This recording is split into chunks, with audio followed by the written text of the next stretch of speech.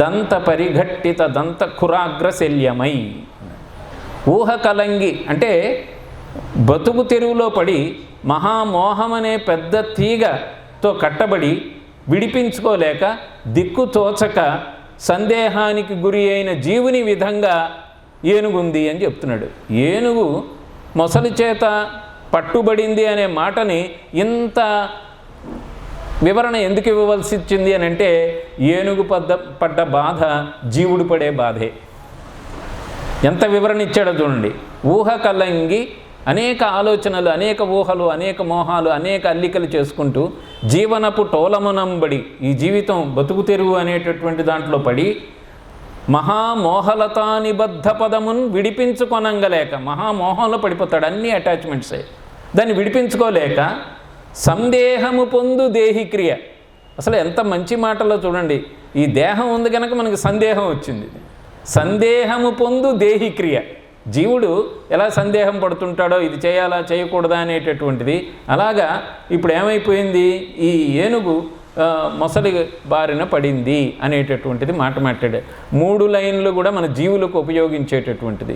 భీషణగ్రాహ దురంత పరిఘట్టిత దంత పాద ఖురాగ్రశల్యమై అనేది వదిలేసేయండి. మనం ఈ మోహం అనేటటువంటి దాంట్లో పడ్డాం కనుక మనం ఏం చేస్తున్నామంటే మనస్సు ఏది చెప్తే అది చేయడమే మోహం. బుద్ధి విచక్షణ జ్ఞానం లేకుండా ఉండడం అది. కాబట్టి నువ్వేం చేయాలనంటే వివేకంతో మనస్సుని జయించినటువంటి వాడివి కా. అప్పుడు ఏమవుతుంది, బెనిఫిట్స్ ఏమిటి? బెనిఫిట్స్ నువ్వు సాయుధ్యాన్ని పొందుతావో, సామీప్యాన్ని పొందుతావో, సారూప్యాన్ని పొందుతావో అవి అన్నాలా ఉంచు. ముందు నీ యొక్క లైఫ్ జర్నీ చాలా పీస్ఫుల్గా జరిగిపోతుంది. అది చెప్తున్నారన్నమాట. జితాత్మన ప్రశాంతస్య పరమాత్మా సమాహితః శీతోష్ణ సుఖ దుఃఖేషు తథా మానవమానయో. జితాత్మనః నేను మీకు విన్నవించాను. ఆత్మ అనే పదాన్ని అనేక షేడ్స్ ఆఫ్ మీనింగ్లో, అనేక రకాలైనటువంటి ధ్వనుల్లో అనేక అర్థాలు వచ్చేలాగా ఉపయోగిస్తారు. దానికి ఆత్మ అంటే ఇక్కడ మనస్సు అనమాట. జితాత్మనః జయింపబడినటువంటి మనస్సు గలవాడికి ఏమవుతుంది, ప్రశాంతస్య ప్రశాంతమైనటువంటి మనస్సు వస్తుంది. ప్రశాంతంగా ఉంటాడు అతను. ప్రశాంతస్య పరమాత్మ సమాహిత పరమాత్మ యొక్క అనుభవంలో ఉంటాడు అతను. ఎంత బాగుందో చూడండి. ఎప్పుడైతే ప్రశాంతత ఉందో అప్పుడు మనకు పరమాత్మ యొక్క అనుభవంలోకి మనం వెళ్తాం. దానివల్ల పరమశాంతిని పొందుతుంటాం. అసలు అల్లకల్లోలం చేసేస్తూ ఆలోచనలు మనస్సుని అనేక రకాలుగా నిన్ను ఊపేస్తూ ఉంటే దేని మీద నీకు మనసు లగ్నం అవుతుంది? ప్రశాంతత ఎక్కడి నుంచి వస్తుంది? అందుకని మనం ఏం చేయాలి, జితాత్మన ప్రశాంతస్య పరమాత్మ సమాహిత. అప్పుడు అతను శీతోష్ణ సుఖ దుఃఖేషు తథా మానవమానయో. ఇవి ద్వంద్వాలు. మానములో అవమానములో, శీతలములో ఉష్ణములో, సుఖములో దుఃఖములో, ఈ ద్వంద్వాలలో ఏమవుతాడంటే చెక్కు చెదరకుండా ఉంటాడు. సమాహిత అనుభవంలో ఉంటాడు. ఏ అనుభవంలో ఉంటాడంటే వాటికి నిశ్చలమైనటువంటి తత్వంలో ఉంటాడు.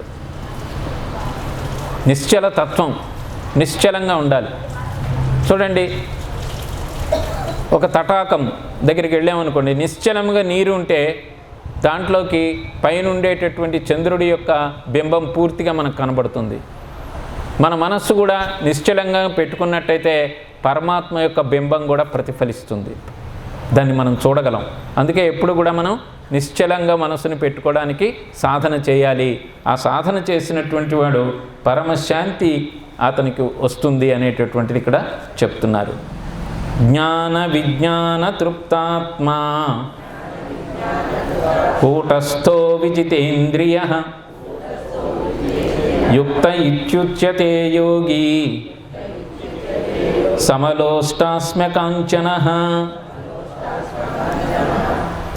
జ్ఞాన విజ్ఞాన తృప్తాత్మ, జ్ఞానము విజ్ఞానము వీటి చేత తృప్తి చెందిన ఆత్మ, మనస్సు కలిగినటువంటి వాడు. ఇక్కడ 2 మాటలు వాడారు, జ్ఞానము విజ్ఞానము.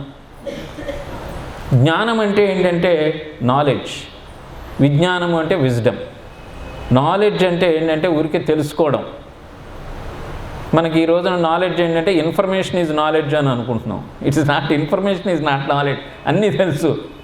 విజ్ఞానం ఏంటంటే దాన్ని అనుభవంలో తీసుకొచ్చినటువంటి జ్ఞానము విజ్ఞానం అన్నమాట. విజ్ఞానం చాలామంది ప్రపంచంలో, అందుకే ఆయన ఎవరున్నారు, మ్యాక్స్ ముల్లర్ అన్న ఆయన ఏమన్నాడంటే, unless man improves his knowledge or unless man transforms his knowledge into wisdom, increase of knowledge will be increase of sorrow అన్నాడు. ఎక్కువ నాలెడ్జ్ ఎక్కువ సారో తీసుకొస్తుందంట. ఎందుకంటే విజ్ఞానంలో నువ్వు కన్వర్ట్ చేయలేదనుకోండి అంతా దుఃఖమే. మనకి సెల్ ఫోన్లో దుఃఖమే కదా, అన్ని దుఃఖాలే కదా ఇప్పుడు అన్నీ. మనకి అన్నీ మంచిగా ఉపయోగించుకోవడం ఉన్నారు, కానీ దాన్ని వక్ర మార్గంలో ఉపయోగించే వాళ్ళు కూడా ఎక్కువ మనకి కనబడుతున్నారు. అది జ్ఞానం ఉంది, అది కూడా జ్ఞానమే, కానీ విజ్ఞానం లేదు అందులో. జ్ఞాన విజ్ఞాన తృప్తాత్మ కూటస్థో విజితేంద్రియ. అలాంటి వాళ్ళు ఎలా ఉంటారంటే అతన్ని యోగి అని అంటారు. వాళ్ళ దృష్టిలో సమ లోష్ట అస్మె కాంచన, అంటే వాళ్ళకి మట్టిగడ్డ, సమలోష్టాస్మె కాంచన, మట్టిగడ్డ బంగారము ఒకలాగే కనబడతాయని అన్నారు. రామకృష్ణ పరమహంస ఈ రెండు విషయాలే చెప్తూ ఉండేవారు. కాంచిని, కాంచనము, కామిని అంటుండేవారు ఆయన. ఈ రెండే ఆయన ఎప్పుడు కూడా చెప్తూ ఉండేవారు అనమాట. వివేకానంద కూడా అదే చెప్తూ ఉండారు. ఈ రెండిటి నుంచి నువ్వు జాగ్రత్తగా బయటపడాలి అని. అవే మనల్ని టెంప్ట్ చేస్తాయి, మనస్సు అటువైపే పరిగెట్టిస్తుంటుంది, దాన్ని నిరోధించాలి అనేటటువంటిది. వీళ్ళకి ఎలాంటి క్యారెక్టర్స్ ఉంటాయి వీళ్ళకి అనేటటువంటిది చెప్తున్నారు. సమదృష్టి ఉండేటటువంటి వాళ్ళ యొక్క లక్షణాలు వస్తున్నాయి. సుహృన్మిత్రార్యుదాసీన మధ్యస్థద్వేష్య బంధుషు సాధుష్వపి చ పాపేషు సమబుద్ధిర్విశిష్యతే. సాధుష్వపి చ పాపేషు, శత్రువుల యందు, తటస్థుల యందు, అందరి యందు కూడా, ద్వేష్య అంటే ద్వేషింపబడే వాళ్ళ యందు, బంధువులందు, సజ్జనులందు, పాపులందు సమబుద్ధిని కలిగి ఉంటారు అనేటటువంటిది. సమబుద్ధి వాళ్ళకేమి వీళ్ళు వాళ్ళు అనే తేడా ఏం లేదు, అందరూ ఒకటే, సర్వభూత హితేరత అన్నట్టు. దీనికి స్వామి వివేకానంద పరివ్రాజక జీవితం గడిపినప్పుడు ఖేత్రి మహారాజ్ సంస్థానంలో ఆయన తిరుగుతూ ఉండేవారు. ఆయన పాదచారిగా తిరిగాడు, చాలా 3 ఏళ్ళు తిరిగాడు ఆయన. కన్యాకుమారి నుంచి కాశ్మీర్ దాకా తిరిగారు ఆయన. ఆ ఖేత్రి మహారాజు ఒకసారి ఆయన ఒక గుళ్ళో ఎవరికి చెప్పుకోరు ఆయన, నేను సర్వసంగ పరిత్యాగిని అని చెప్పుకునేవారు కాదు. కానీ ఆయన యొక్క రూపము, ఆయన యొక్క నడవడిక, అందరూ ఆయన చూసి ఆయన యొక్క నడవడికని, ఆయన రూపాన్ని చూసి గౌరవం ఇచ్చేవారు. ఈయన ఎవరో మహాయోగిలాగా ఉన్నాడు.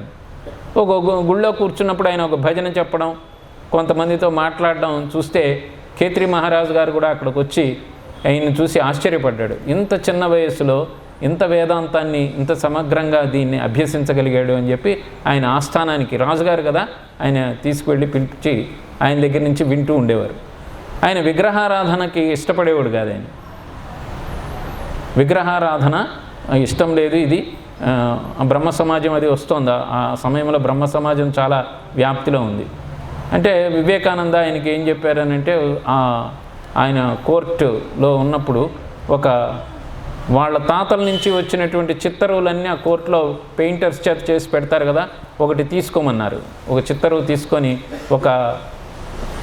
అక్కడ పనిచేసేటటువంటి ఒక అతను పిలిచి దాని మీద ఉయ్యమన్నాడు. ఆయన స్పిట్ ఆన్ ఇట్ అనేటువంటి, రాజుగారు ఏమైనా చేస్తారు, వాళ్ళ తాతగారి ఫోటో అండి ఇది, తాతగారి పెయింట్ అని అన్నాడు. అని అంటే నువ్వు అని అంటున్నాను కదా, ఏం కాదు నువ్వు.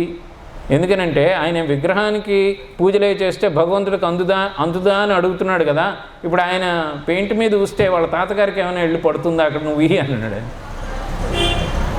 అంటే వివేకానంద గారు చాలా చక్కగా ఏం చెప్పారనంటే, అది నీ నమ్మకం మీద ఆధారపడి ఉంటుంది. నేను విగ్రహంలో దత్తాత్రేయ స్వామి వారు, దత్తాత్రేయం భజామ్యహం, అత్రి అనసూయల కుమారుడు, ఈయన అందరినీ ఆ ద్రకారం ఉచ్చరిస్తేనే అందరికీ కూడా అన్నీ ఇచ్చేవాడు అని ఒక నమ్మకంతో నేను ఆ మూర్తి స్వరూపంగా నేను ఆరాధిస్తున్నాను.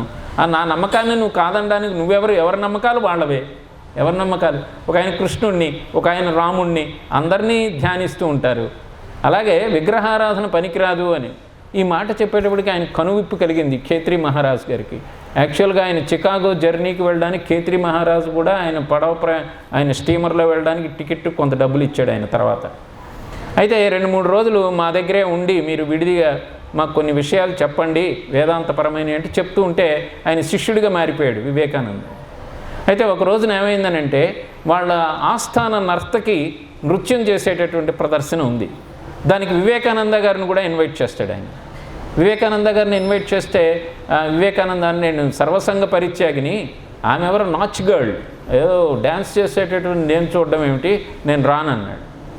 అని అంటే ఎంతో దీని మీద ఆఖరికి ఏం చేశారంటే అవి స్క్రీన్స్ అవి వేసి ఈయన ఇక్కడ కూర్చున్నారు. ఆమె చక్కటి కంఠస్వరంతో ఒక సూరదాస్ కీర్తన ఒకటి ఆలాపించింది ఆమె. దాంట్లో ఏంటంటే, ఓ కృష్ణ, నువ్వు సమదర్శి అని నీకు టైటిల్ ఉంది, నాలో అవగుణాలను ఎందుకు చూస్తావు అని కృష్ణుని ప్రార్థిస్తున్నటువంటి సూరదాస్ పాట పాడుతోంది ఆమె మధురంగా. వివేకానందకి కళ్ళమ్మట నీళ్ళు వచ్చేసినాయి అనమాట. నేను సమదర్శి అని ఇక్కడ ఆత్మ సంయమ యోగంలో ఇక్కడ చదివాను నేను ఇంకా ఆమె వేరు, ఆమె ఒక నర్తకురాలు, నేను వినకూడదు అనేటటువంటి ఒక దీంట్లో నేను ఉన్నానే ఇంకాను అని చెప్పి ఆ తెరలు తీయమని చెప్పి ఆమె నమస్కారం పెట్టాడు. అమ్మ, నా నేను మీ రాజుగారికేమో కనువిప్పు కలిగించాను, నువ్వు నర్తకిమణిమైన నాకు కనువిప్పు కలిగించావమ్మా, నువ్వు కూడా నా గురువుల్లో ఒక గురువు లాంటిదానివి అని చెప్పి ఆమెకి నమస్కరించాడు. సమదర్శిన. అందరిలో కూడా ఎవరండి ఇంతమంది కూర్చుంటే ఎవరిని మనం తప్పు పట్టగలం? అసలు మనలో మనం తప్పు మనం చూసుకుంటున్నామా? సమదర్శిన. మనం అలాగే సునిపాక స్వకై చైవ పండిత సమదర్శిన మనం క్రితం అధ్యాయంలో కూడా మనం చూసామన్నమాట. అదే చెప్తున్నారు, సాధుష్వపి చ పాపేషు సమబుద్ధిర్విశిష్యతే, సమబుద్ధితో ఉండాలి. అయితే ఈ యోగాన్ని ఎలా సాధన చేయాలి అనేటటువంటి శ్లోకాలు ఇక్కడి నుంచి వస్తున్నాయి. చాలా శ్రద్ధగా వినాలి. ఇది రేపు నుంచి మీరు ప్రాక్టీస్ చేయడానికి కూడా ప్రయత్నించాలి. టైం లేదు అది ఇదని అనకండి. ఎందుకనంటే వ్యాసుల వారికి మనం ఇచ్చేటటువంటి కానుక తిరిగి ఏంటంటే ఆయన చెప్పింది చేయడమే.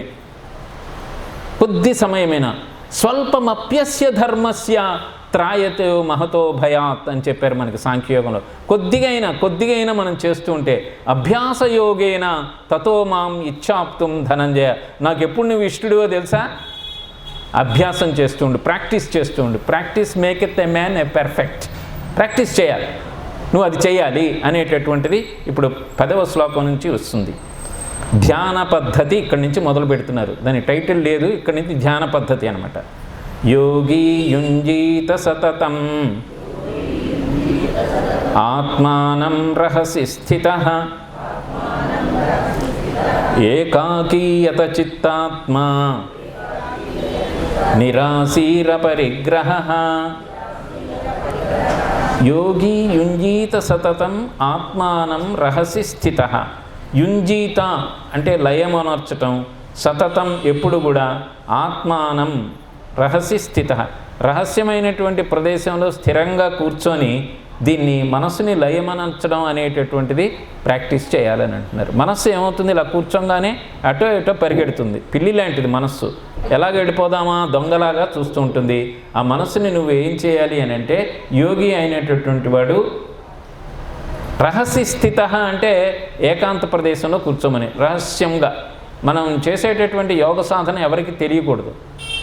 అందరి మీద కనపడేలాగా నేను యోగ సాధన చేస్తున్నాను ఒక అరుగు మీద పెద్ద చాప వేసుకొని అటు వెళ్ళే వాళ్ళని ఇటు వెళ్ళే వాళ్ళని చూస్తూ కాసేపు కళ్ళు మూసుకుంటే అది యోగం కాదు. అది ఈ షుడ్ బి డన్ సీక్రెట్లీ. అది బహిర్ముఖంగా చేసేది కాదనమాట. యోగి యుంజీత సతతం ఆత్మానం రహస్య స్థిత ఏకాకి అన్న మాట వాడారు. ఒంటరిగా చేయాలి. విద్యాప్రకాశానంద స్వాముల వారు దీనికి ఒక మాట చెప్తుండేవారు, ఏక్ నిరంజన్ దో గడబడ్ అని. ఇద్దరు కనబడితే అవునండి గడబడి స్టార్ట్ అవుద్ది అనమాట. ఇద్దరు కూర్చుంటారు, మనం చేయాలరా, భగవద్గీతలో బాగా చెప్పారు, నాగేశ్వర సింగ్ గారు కూడా బాగా చెప్పారు, మనం గుళ్ళో విన్నాం. రహస్య స్థిత కూర్చొని ఇద్దరు కూర్చోగానే కొద్దిసేపు అసలు ఈయన కళ్ళు మూసాడా లేదా అని ఈయన చూస్తాడు ముందు. ఆయన ఆల్రెడీ తెరుచుకొని ఉన్నాడు అనమాట. ఇద్దరు ఒకళ్ళు చూపులు ఒకళ్ళు చూసుకున్న తర్వాత ఆడవాళ్ళు అయితే కిందకి వెళ్తుంది. ఎక్కడికి వెళ్తుంది? కంఠసీమ మీదకి వెళ్తుంది అనమాట. కంఠసీమలో ఏముంటాయి తెలుసు కదా, బంగారు ఆభరణాలు ఉంటాయన్నమాట. అక్కడ తళుక్కుమని మెరవంగానే డిస్కషన్ యోగాకి యథచిత్తత్వం వెళ్ళిపోతుంది. ఎక్కడ కొన్నారండి మీరు? ఇది నిజంగా అంటే 1 గ్రామ్ గోల్డా లేకపోతే నిజంగా గోల్డేనా, ఇది అక్కడి నుంచి మొదలవుతుందన్నమాట.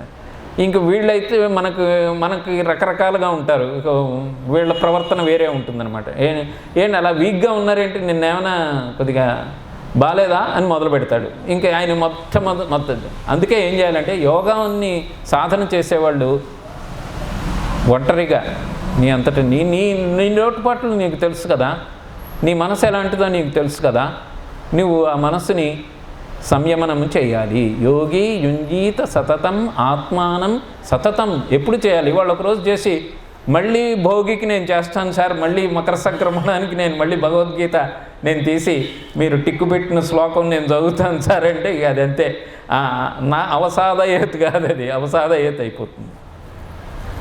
యోగి యుంజీత సతతం ఆత్మానం రహసి స్థిత ఏకాకి యతచిత్తాత్మ. Control your mind, no doubt. అంటాడు ఆయన, మనోదుర్నిగ్రహం ఇది చాలా కష్టమయ్యా, వాయోరివ సుదుష్కరం అంటాడు. పిటికిటితో గాలిని పట్టినట్టు ఈ మనసును పట్టుకోవడం అనేటటువంటిదనంటే శ్రీకృష్ణ పరమాత్మ నవ్వుతూ ఏమంటారంటే అభ్యాసము, ప్రాక్టీస్ అనేది రెగ్యులర్ ప్రాక్టీస్. లెక్కలో ఏవో సబ్జెక్టు మనకు రాలేదనుకోండి, రెగ్యులర్ ప్రాక్టీస్ చేస్తే ఆటోమేటిక్గా వస్తుంది. చిన్న చిన్న విద్యలే అవి, లౌకిక విద్యలు. ఇది కూడా అలాంటిదే. దీన్ని పారమార్థిక విద్యని ఇంకా తొందరగా వస్తుంది, ఎందుకంటే నువ్వు ఆత్మస్వరూపుడివే, నువ్వు తెలుసుకోలేకపోతున్నావు కనుక. ఏకాకి యతచిత్తాత్మ నిరాశీర్ అపరిగ్రహ. దురాశలు లేకుండా అపరిగ్రహ అంటే నీ కాని దాన్ని నువ్వు తీసుకోవద్దు. అపరిగ్రహం, నిరాశీర్ అపరిగ్రహ. ఈ క్వాలిటీస్ కనుక ఉన్నట్టయితే ఏమవుతుందనంటే నువ్వు ధ్యాన పద్ధతిలో ఉన్నట్టు. ఏకాంతంలో కూర్చోవాలి, మనసుని అటు ఇటు పోనివ్వకూడదు. నువ్వు చేసేటటువంటి పనులు అందరికీ తెలియక్కర్లేదు, యోగ సాధన అనేటటువంటిది. తర్వాత అనవసరమైనటువంటి ఆలోచనలు కోరికలు తయారు చేస్తాయి కనుక అనవసరమైనటువంటి కోరికల్ని, నీకు కాని దాన్ని నువ్వు ఆశించినప్పుడు నీ మనసు ఏమవుతుందంటే పెర్టర్బ్ అవుతుంది, అటు ఇటు చలిస్తుంది, నిశ్చలంగా ఉండదు గనక నీకు కావాల్సిందేదో నువ్వు తీసుకో, నీకు రావాల్సిన దాన్ని నువ్వు చేయవలసినటువంటి పనులు చేయి, అంతకు మించి నువ్వు ఎక్స్ట్రా ఏమి చేయకుండా నీ కంట్రోల్లో పెట్టుకో అనేటటువంటి గొప్ప ప్రబోధాత్మకమైనటువంటి శ్లోకం ఇది. ఇందాక నేను చెప్పినటువంటి ఉద్ధరేదాత్మనాత్మానం, తర్వాత ఈ శ్లోకం కూడా మనం రోజు మననం చేయవలసిందే. యోగి యుంజీత సతతం ఆత్మానం రహసి స్థిత ఏకాకి యతచిత్తాత్మ నిరాశీర్ అపరిగ్రహ. ఏకాంతంలో చేసుకోవాలి అనేటటువంటిది. అయితే వెంటనే ఇంకో డౌట్ వస్తుంది, అయ్యా మేము ఎలా కూర్చోవాలి, అసలు శరీరాన్ని నేను పండుకొని చేస్తానంటాడు ఒక ఆయన యోగం, లేదా నేను శీర్షాసనం చేసి యోగం చేస్తాను. రకరకాల వాళ్ళు ఉంటారు కదా.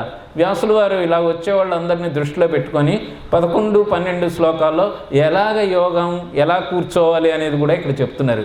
So detailed, so minute details Vyasa Maharshi. అందుకే ఆయన ఏమన్నామంటే మనం ధ్యాన శ్లోకాల్లో నమోస్తుతే వ్యాస విశాల బుద్ధే అని చెప్పే మనం. ఎంత విశాలమైన బుద్ధి అంటే మనలాంటి వాళ్ళందరినీ దృష్టిలో పెట్టుకొని చక్కగా ఇక్కడ ఇచ్చారనమాట.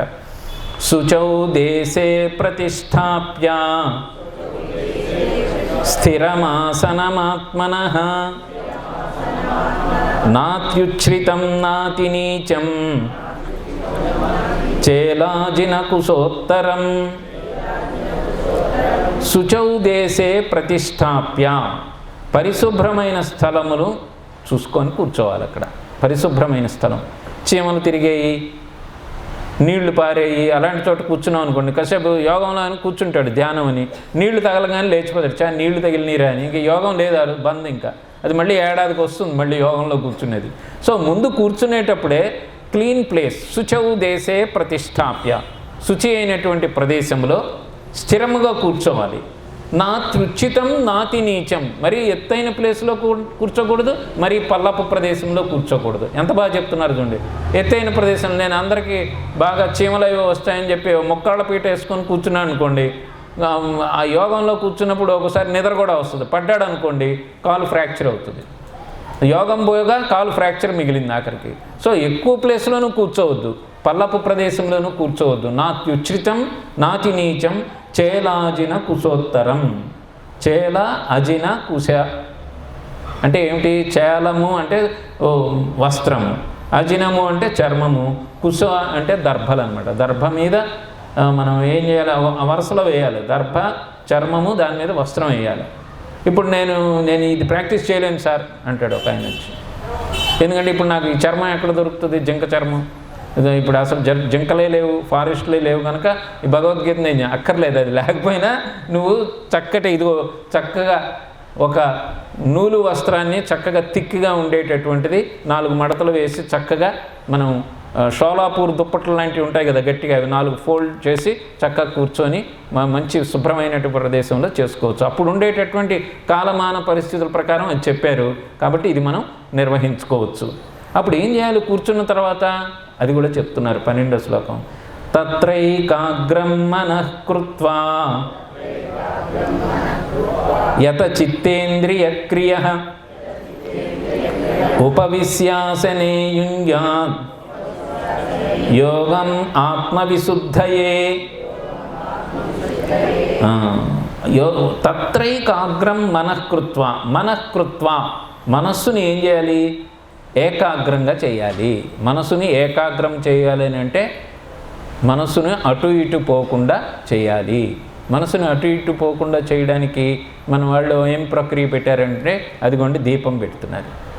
దీపాన్ని మనం భగవంతుడి ముందు మనం ఆరాధన చేసిన తర్వాత, దీపారాధన చేసిన తర్వాత గాలి లేని చోట దీపం ఎలాగా నిశ్చలంగా ఉంటుందో దాని వంక చూస్తూ నీ మనస్సుని కూడా నిశ్చలంగా ఉంచమని అర్థం. అది దీప కళిక ఎలా ఉంటుంది, నిశ్చలంగా ఉంటుంది. నీ మనసును కూడా నిశ్చలంగా, అందుకే చూపు దాని మీద ఉంచి కొంతసేపు ఉంచి అది నిశ్చలంగా ఉన్నప్పుడు నెమ్మదిగా నా మనసుని కూడా ఆ నిశ్చలమైనటువంటి దీపకళిక వలె నేను కూడా ఉంచుకోవాలి అనే భావనని బాగా పొందుపరుచుకొని మనసుని కూడా అటు ఇటు వెళ్లకుండా నిశ్చలంగా చేయాలి. ఏకాగ్రము, సింగిల్ ఫోకస్డ్ అటెన్షన్ అంటారు. అగ్రము ఎలాగుంటుందంటే ఏకాగ్రత అనేటటువంటిది ఆ మాట అక్కడ చెప్తున్నారు. తత్రైకాగ్రం మనఃకృత్వ. తత్రై అంటే అక్కడ ఆ ఆసనములో అని, ఆసనములో ఇలా కూర్చొని యత చిత్తేంద్రియ క్రియ. ఇక్కడ క్రియలు అంటే పనులు, చిత్తము ఇంద్రియములు. ఇంద్రియాలు వాటి పని అవి చేసుకుపోతూ ఉంటాయి, మనస్సు చేసే పని దాన్ని చేస్తుంటుంది. వాటిలన్నిటిని కూడా నియత కంట్రోల్ చేయాలన్నమాట. కన్ను ఇలా మూయంగానే తెరువు అంటుందన్నమాట. నో, అయిపోయింది. 10 నిమిషాలు నువ్వు అన్నీ చూస్తున్నావు, ఈ 15 నిమిషాలు నేను దీనికి ఉపయోగించాను, ప్లీజ్ బీ సైలెంట్. చెవి ఏదో వింటానంటుందన్నమాట. అరే ఈటీవీ న్యూస్ వచ్చే టైం అయిందిరా, ఇప్పుడు అది వినేయాలి, ఇప్పుడు ఏం జరిగిందో. Take care. ఈ 15 minutes no food for you ears. There is no sight for you. ఇంకేవో అలాగే మిగతా ఇంద్రియాలను కూడా must able to tame them. వాటిని మన వశం పరచుకోవాలి. అప్పుడు ఏమవుతుంది, యత చిత్తేంద్రియ క్రియ. అప్పుడు ఆ పనులన్నీ ఎప్పుడైతే నువ్వు కంట్రోల్ చేసావో మనస్సుకి ఇంకేమీ అటు బయటికి పోవడానికి, అట్లుంచే కదా మనస్సు అంటే ఆలోచనలే. ఆలోచనలు ఇంద్రియాల ద్వారా బయటికి పోవాలని కార్యరంగంలో దిగుతూ ఉంటాయి ఆలోచనలన్నీ. ఆలోచనలు పురికొల్పుతాయి ఇంద్రియాలని, నువ్వు ఆ పని చేయి, ఈ పని చేయి, ఇది చేయి, అది చేయి అని. ఎప్పుడైతే వాటికి పనులు లేకుండా ఆపేశామో మనస్సు ఏం చేస్తుందంటే నెమ్మదిగా అంతర్ముఖం అవుతుంది. యత చిత్తేంద్రియ క్రియ ఉపవిశ్వాసనే, కూర్చోవడం. ఉపవిశ్వాసన అంటే కూర్చోవడం. యుంజన్ యోగం ఆత్మ విశుద్ధయే, అంతఃకరణ కొరకు యుంజాత్ అభ్యసించాలి. అంటే is giving only how to practice, ఎలాగ నువ్వు దాన్ని అనుష్ఠానం చేయాలి అనేది చక్కగా చెప్తున్నారన్నమాట. ఈ 2 శ్లోకాలు అప్పుడప్పుడు మనం చదువుకొని మనం ధ్యానంలో కూర్చునేటప్పుడు ఈ శ్లోకాలు మనం చదువుకోవాలి. ఆత్మ సంయమ యోగమనే అందుకే ధ్యాన యోగం అన్నారు. ఈ ధ్యాన యోగంలో ఈ శ్లోకాలు శుచౌ దేశే ప్రతిష్టాప్య స్థిరమాసనమాత్మనః నాత్యుచితం నాతి నీచం చయలాజిన కుశోత్తరం. దిస్ ఈజ్ అబౌట్ ఎక్విప్మెంట్ అనమాట. What you have to do, అన్ని అరేంజ్మెంట్స్ చేసుకున్నావు. అరేంజ్మెంట్స్ చేసుకున్న తర్వాత తత్రైకాగ్రం మనఃకృత్వ యత చిత్తేంద్రియ క్రియ ఉపవిశ్వాసనే యుంజాత్ యోగం ఆత్మ విశుద్ధయే. దానివల్ల ఏమవుతుంది, విశుద్ధయే, నీ అంతఃకరణ మనస్సు అంతఃకరణ విశుద్ధయే, శుద్ధమైనటువంటి విశుద్ధమవుతుంది. అంటే ఏమవుతుంది, అంతఃకరణ శుద్ధి జరుగుతుంది అని చెప్తున్నారు. అంతఃకరణ శుద్ధి జరగాలి అని అంటే మనం వండినటువంటి పాత్రలను శుద్ధి చేయాలి అని అంటే ఏదో వేడి నీళ్ళలో వేసి దానికి ఏదో వేసి చేస్తున్నాం. కానీ మనస్సుకు పట్టినటువంటి మకిలిని వదలగొట్టాలి అని అంటే దీనికి కూడా ఒక సాధన ఉంది అనమాట. ఆ సాధన ఏమిటి అని అంటే ఇది ఇక్కడ ఇచ్చారనమాట, ఈ 2 శ్లోకాల్లో ఇచ్చారు. ఇది వెంటనే వచ్చేది కాదు. దీన్ని శనై శనై రుపరమేద్ బుద్ధ్వా ధృతి గృహీతయా అని శ్లోకం వస్తుంది. శనై శనై అంటే నెమ్మదిగా నెమ్మదిగాని, శని పట్టుకుంటే నెమ్మదిగా వదులుతాడు. అందుకని శని అంటే అర్థం ఏంటంటే నెమ్మది అని అర్థం అనమాట. శనై శనై రుపరమేద్ బుద్ధ్వా ధృతి గృహీతయా అని తర్వాత వస్తుంది మనకి. నెమ్మదిగా దాన్ని లాలించాలి. వాళ్ళు 5 నిమిషాలు కూర్చున్నావు కదా, మనస్సు ఇంద్రియాలు అయినా వెరీ ఫైన్, బాగానే ఉంది, మళ్ళీ రేపు 10 మినిట్స్ చేద్దాము చేస్తే ఎవరికి వాళ్ళే సాధనను చేసుకోవచ్చు అనేటటువంటిది భగవద్గీత చెప్తుంది. వాళ్ళ దగ్గరికి వీళ్ళ దగ్గరికి పరిగెట్టి మేమేదో చేస్తున్నాము అని అంటే అది కుదరదు అనేటటువంటిది. 13వ శ్లోకం ఇంకా కూర్చునే పద్ధతిని కూడా చెప్తున్నారన్నమాట. మరి మేము ఏకాగ్రంగా ఉండాలి అని అంటే నువ్వు వాలుగా కూర్చుంటే ఏకాగ్రత రాదు, నీ ఇష్టం వచ్చినట్టు కూర్చుంటే. అది ఎలా కూర్చోవాలో కూడా చెప్తున్నారు. సమం కాయ శిరోగ్రీవం ధారయన్నచలం స్థిరః సంప్రేక్ష్య నాసికాగ్రం స్వం దిశాశ్చానవలోకయన్. సమం కాయ శిరోగ్రీవం. చాలామంది ఈ సంస్కృతంలో ఉంటుందండి, మాకు భగవద్గీత అర్థం కాదంటారు. భగవద్గీత తెలుగు వాళ్ళకు అర్థం అవడం చాలా సులభము. చిన్మయానంద గారు ఒకసారి ఆయన లెక్చర్స్ అన్నీ వింటుండేవాడు నేను యూత్లో ఉన్నప్పుడు. ఆయన అనేవారు అసలు Telugu people are very fortunate people అన్నారు. ఎందుకంటే ఇక్కడ మేము చెప్పేవన్నీ కూడా మీకు తొందరగా అర్థమైపోతాయి, ఎందుకంటే మీ తెలుగు చాలా నియరర్ టు సాంస్క్రిట్ అని. సమం కాయ కాయము అంటే శరీరము, శిరోగ్రీవం శిరస్సు, గ్రీవం అని అంటే ఏంటి కంఠం కదా. కాబట్టి సమం కాయ అంటే ఒకే ప్లేన్లో పెట్టాలన్నమాట. సమం కాయ ఇలా కూర్చొని నేను యోగం చేస్తానంటే రాదు. సమం కాయ శిరోగ్రీవం ధారయన్ అచలం స్థిరం. ధారయన్ అంటే నిలపడం, అచలం అంటే చలనం లేకుండా, స్థిరముగా. సమం కాయ శిరోగ్రీవం ధారయన్ అచలం స్థిరం. ఇది చదువుకుంటా కూడా మనం ప్రాక్టీస్ చేయొచ్చు. చేసిన తర్వాత ఏం చేయాలి? సంప్రేక్ష్య నాసికాగ్రం. సంప్రేక్ష్య అంటే చూడడం, నాసికాగ్రం అంటే ముక్కు యొక్క చివర అనేటటువంటిది. అయితే ఒక ఆయన ఇది చెప్పంగానే ఏం చేశారంటే ఇద్దరు కూర్చున్నారు. చూసిన తర్వాత సంప్రేక్ష్య నాసికాగ్రం అనంటే ఆయన నువ్వు బాగానే చేస్తున్నావు అని అంటే చేస్తున్నావు. సంప్రేక్ష్య నాసికాగ్రం ఏం చూస్తున్నావు అని అంటే నా ముందు కూర్చున్న ఆయన ముక్కు చివర నేను చూస్తున్నాను అన్నాడు. అందుకని వ్యాసులు వారు ఇలాంటి వాళ్ళు ఉంటారని చెప్పి స్వం అని పెట్టాడు. ఎవరి ముక్కు చివర వాళ్ళు చూసుకోవాలి. సంప్రేక్ష్య నాసికాగ్రం స్వం అంటే ఇక్కడ. కొంతమంది ఏం చేస్తారంటే భ్రూము, నాసిక అగ్రము అని అంటే నాసిక ఇక్కడి నుంచి మొదలవుతుంది కనుక భ్రూమధ్యంలో చేస్తాము అని అన్నారు. కొంతమంది లేదు సార్ మేము అలా ఒప్పుకోం, ఎప్పుడు వాదం ఉంటుంది కదా మనకి ఎప్పుడు కూడా. ఇంకో ఆయన లేదు సార్ ముక్కు మీద అంటే ముక్కు టిప్పు ఇక్కడే పెడతాను, నువ్వు ఎక్కడైనా పెట్టుకో. ధారయన్న చల స్థిరం, దాన్ని ఏం చేస్తావంటే నిశ్చలంగా అక్కడే పెడుతూ ఉండు రోజు. అప్పుడు ఏమవుతుందంటే అది నీకు కాన్సన్ట్రేషన్ వస్తుంది అనేటటువంటిది. సంప్రేక్ష్య నాసికాగ్రం అన్నీ చేస్తున్నాడు, కానీ అటు ఇటు చూస్తున్నాడు అనుకోండి, మళ్ళీ ఇలా ముక్కు మీద చూస్తూ మళ్ళీ ముక్కు మీద నుంచే ఇలా చూస్తుంటాడు. ఎక్కడుందిరా నా ముక్కు చివరే ఉంది సార్, కానీ దిశాశ్చాన్ అవలోకయన్ దానికి కూడా కంట్రోల్ చేయి. దిశాశ్చాన్ అనవలోకయన్, అక్కడ సవర్ణ దీర్ఘ సంధి ఉంది. దిశాశ్చ అనవలోకయన్, దిక్కులు చూడకుండా నీ ముక్కు యొక్క చివర నాసికాగ్రంలో దృష్టిని ఉంచి ఏం చేయాలి నువ్వు? సమం కాయ శిరోగ్రీవం ధారయన్ అచలం స్థిరం. ఇంత బాగా చెప్పే గురువుగారు ఎవరున్నారండి అసలు మనకి? నువ్వా 2 బత్తాయి పళ్ళు పట్టరా, 1/2 డజన్ యాపిల్ పళ్ళు పట్టరా, నా కాళ్ళకు దండం పెట్టు, నీకు యోగం వచ్చేస్తుంది, ఇలా చేసుకో అని అంటే అయిపోయా. 2 యాపిల్ పళ్ళు ఇచ్చి వచ్చేసాను. వ్యాసుల వారు ప్రతి అక్షరము తొడిగి నీకు నీవే సాధన చేసుకో, నీకు నీవే గురువువి. అందుకే భగవద్గీత ఒకసారి పట్టుకుంటే ఎట్లా ఉంటుందండి, దాంట్లో రుచి కనుక మీకు దాన్ని వేసారనుకోండి మీలో ఆటోమేటిక్గా ఇంప్రూవ్మెంట్ వచ్చేస్తుందండి. సంప్రేక్ష్య నాసికాగ్రం దిశాశ్చాన్ అనవలోకయన్, ఎలా కూర్చోవాలో, ఎలా చూడాలో, ఎలాగ మనం దాన్ని సాధన చేయాలో ఎంత చక్కగా చెప్పారు చూడండి. సరళమైనటువంటి పదాలతోటి మనకి ఇస్తున్నారు. అక్కడ అయిన తర్వాత ఏమైంది?